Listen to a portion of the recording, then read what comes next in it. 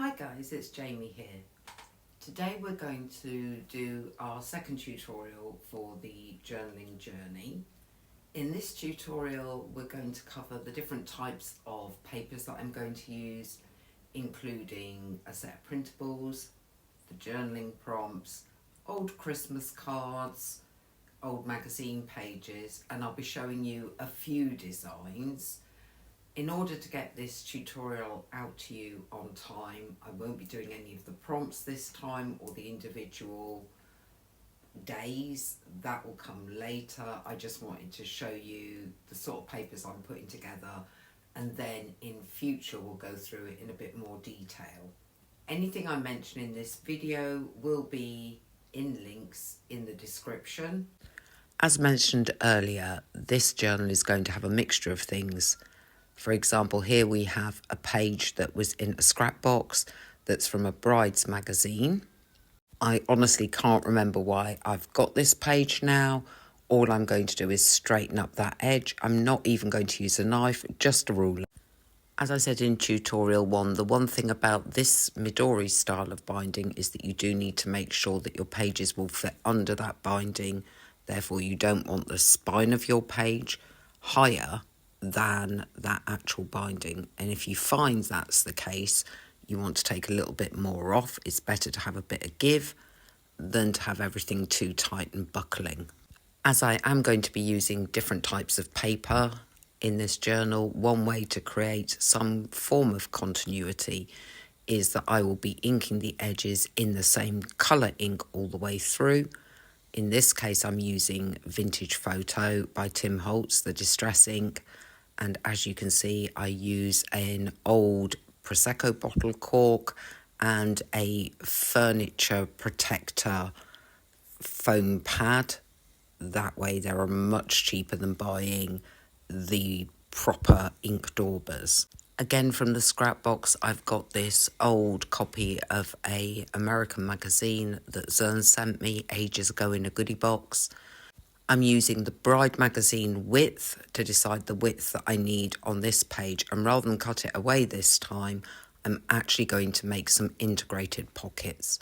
Before I glue those together, I'm going to be inking around all the edges that will show. These little ink dispensers from Amazon are brilliant. They come with a pin that stops them getting all bunged up. They do give you a nice, neat line of thin glue. The only thing you need to make sure is that the glue you're using will pour through that thin nib easily. I'm using the Art Glitter Glue. However, most PVA white glues will run. I'm just gluing down the sides of this pocket, and then this page will actually have 2 pockets to it. Here's one of the Christmas cards. We don't send any, so we never have a great collection of Christmas cards to use. Again, I'm using one piece that I've already made as a template on size for the next pieces that I'm adding. Because this is thick cardstock, I'm using a sharp knife, a metal ruler, and also the lines on my cutting board to trim this one down. Because I like my junk journals to have different levels of papers, different heights, different widths, have different styles of papers, I don't mind lining up with a cutting board line, even if it makes something slightly smaller or bigger than a previous piece that I've just done, as long as it will actually fit into the journal. With all the Christmas cards, I do my best to save the message. With this card, I've decided to cover up the Have a Happy Christmas with one of the journaling prompts. The link will be in the video description if you want those prompts. I do use a variety of glues in any junk journal project. So here I'm using a glue stick to cover the majority of the paper. That's because I find glue stick doesn't tend to wrinkle the paper as much as wet glue.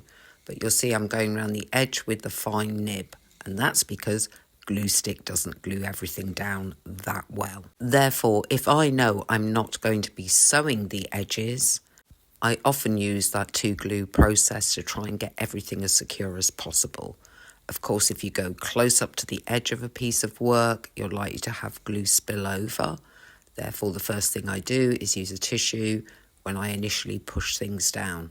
Although the inside of the card was blank, I decided to use this large piece of scrap from one of the scrap boxes to cover it and start to colour coordinate some of these random things that I'm using in the journal. And I do the same on the very reverse of this Christmas card. However, I do not do that with every Christmas card that I'm putting into this journal. Sometimes I leave the pages white because this is going to be a junky style junk journal, so not everything has to coordinate and match. Having cut away the excess paper, I've now got one of the prompt cards, and I've decided that I'm going to make this a flip on the page.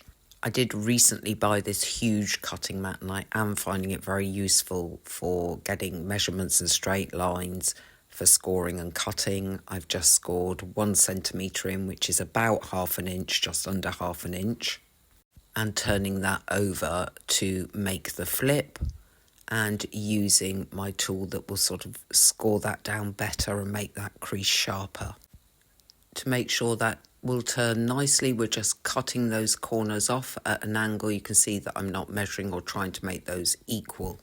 I do think the inking of everything to get that continuity is what takes the most time when putting a junk journal together. Now that it's all linked up, just adding some glue to that little fold area and securing everything down.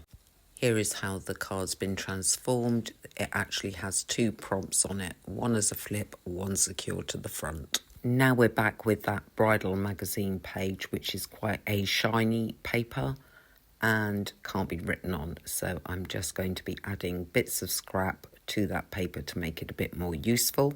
Another bit of scrap that has a winter theme is this stag. Therefore, I'm going to add that into the corner. It's quite decorative, but it does mean that the lined area stays clear, so could be written on. This is the first mistake I make in this junk journal. I'm going to add one of the prompts again as another flip page because I did double print it so the reverse can be written on. But as I glue this down, you will see the mistake that I've made here. The turn of the flip has actually covered up the stag's nose. However, it's a junk journal and we do not worry about mistakes. That will still be going into January's journal. By showing you this in a speeded up format, I just wanted to demonstrate that I don't necessarily know what I'm going to be using or doing, and I do test things out first.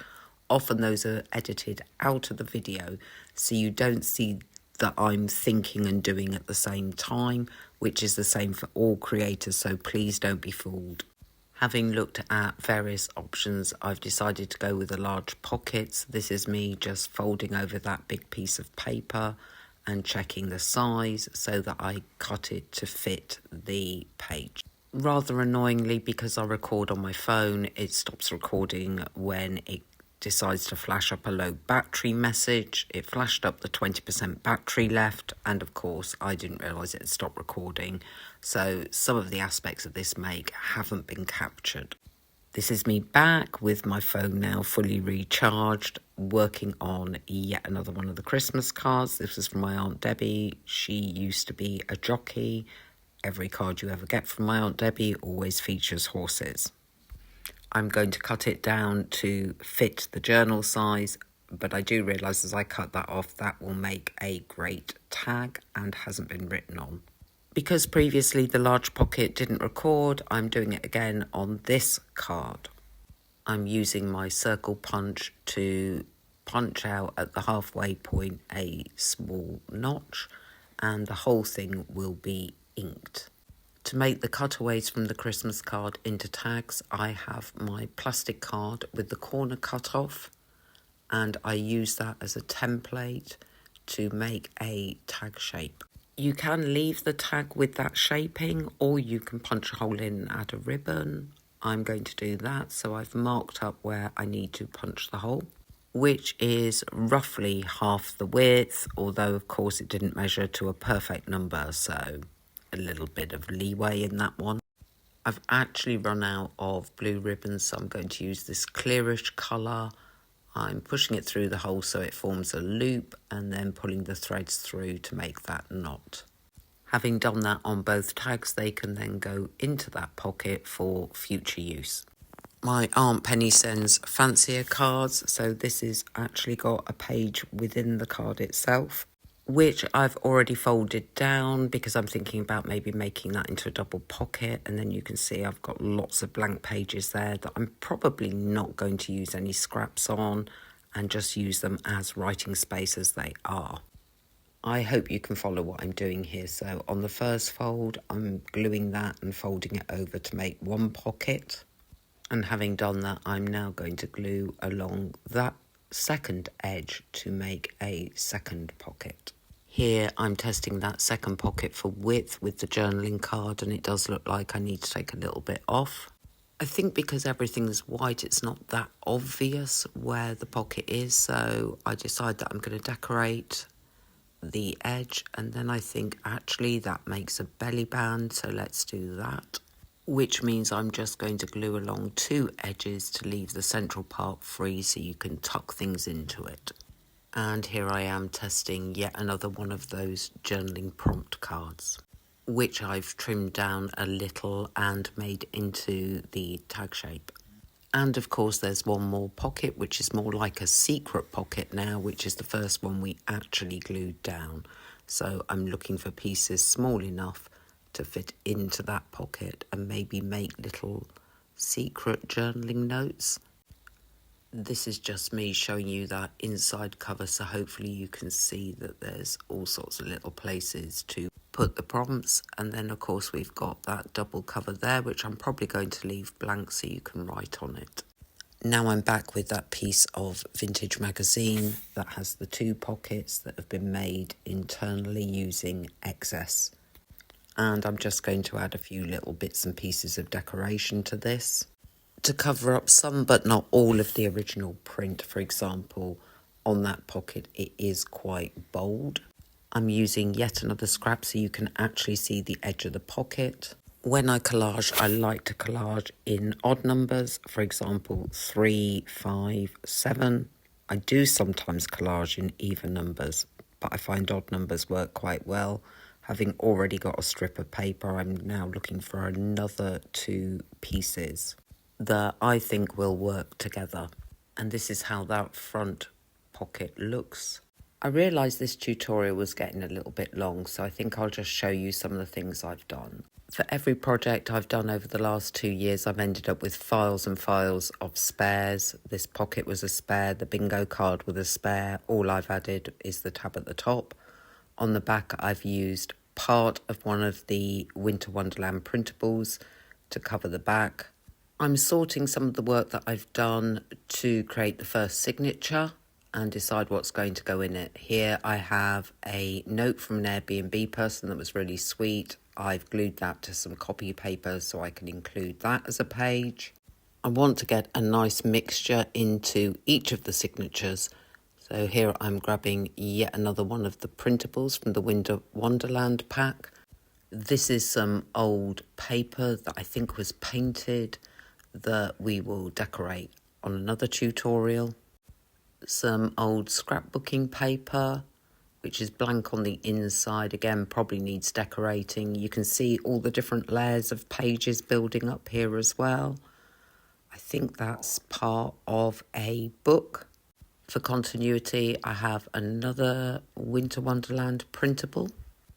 I'm just counting through how many pages I've added already and checking the layering of them. If you prefer something less eclectic, then you could just use the Winter Wonderland printables and the journaling prompts. That will work as well. I'm thinking as I want this journal not just to cover the prompts, but all sorts of little bits and pieces like gratitudes, events, that type of thing. I want about 12 pages per signature, which is going to end up at about 48. It's going to be huge. Might even continue into February, I don't know yet. But my original plan was to do a journal a month so I could use different colourways for each month, different designs, that type of thing. And then by the end of this year, I'll have 12 journals. When you're doing an eclectic style journal, it is important to keep checking widths and sizes. I've discovered that one of these is slightly too long. I think that's the Christmas card from my Aunt Debbie, so I'm going to take a little bit off the edges, making sure that I don't cut into any pockets or additions that I've made. Just checking that everything lines up properly, which it appears to do, and that's it for this tutorial.